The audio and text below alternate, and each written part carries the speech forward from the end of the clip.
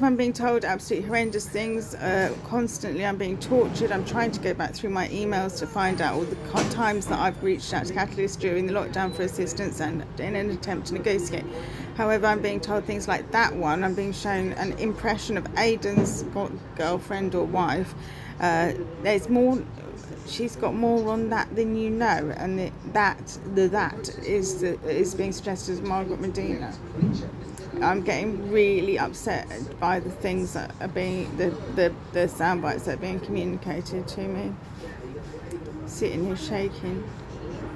I'm also looking at months and months worth of emails that I've sent to solicitors, and I've had at no time any solicitor come back and say that they can help or anything positive. I've got hundreds of them to every fucking legal aid solicitor going.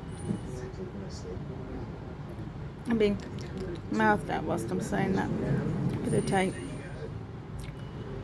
I'm being shown a fingerprint placed on my lip by Peter Horse's persona.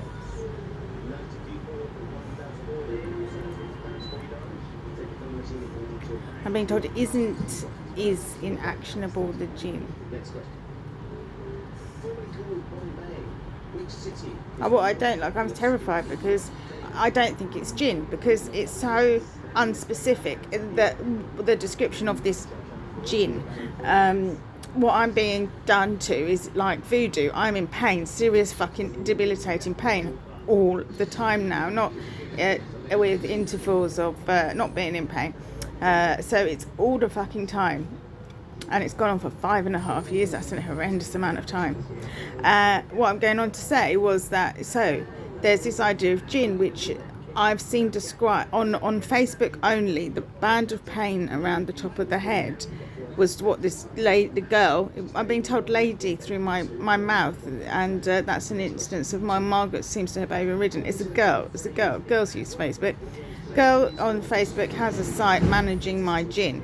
She describes a band of pain around the head, something about the mother, and how, and what there was one third thing, and I've often reflected upon this because it's this burning pain around my head that is a most frequent manifestation of the physical problem. And anyway, so what I was going on to say was, what was scaring me is that, so they've called it jinn. They're managing their jinn on their Facebook, and I've looked at it subsequently. I can't find it easily. Anyway, moving on from that, I've looked up what is this jinn then, because I haven't got any idea, but this features very distinctly these personas. And like I say, Peter Horses, who's completely estranged from me, completely a stranger, 30 years, very long time, horrendous to be confronted with their persona. Anyway, but prior to that, it was constantly Hannah Buissa, constantly Margaret Medina, constantly Pauline Thompson, constantly Rob Perino, from day one. Anyway, moving on from that, that is also what I'm being shown. That's like the characteristic of it. Sound bites from these named and exclusively as an exclusive list of personas that is not any old body or I'm being spoken to. Like their personas are being manifested somehow. What I'm going on to say is that wasn't mentioned on this lady's per Facebook page.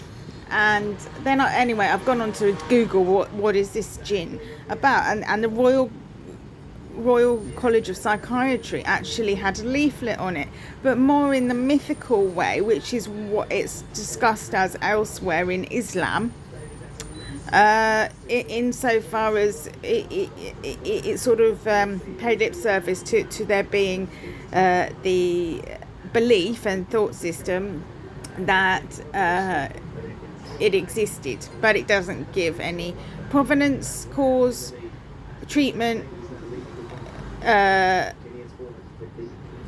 don't know, support, like details of the truth of it, but it just it acknowledged that there was a belief system in it. So I find it terrifying because I know that somebody has done this to me. I haven't spontaneously become unwell. And the content is out of this world horrendous, some of it. But maybe in the realms of Robert Perino's mind, some of the content is so disturbing and sick. Like originally it started with Mohammed, Hisham's brother, fumbling with my genitals. I couldn't think of anything more unwanted. And, it is not going to cross my mind in a million bloody years. It is so distressing.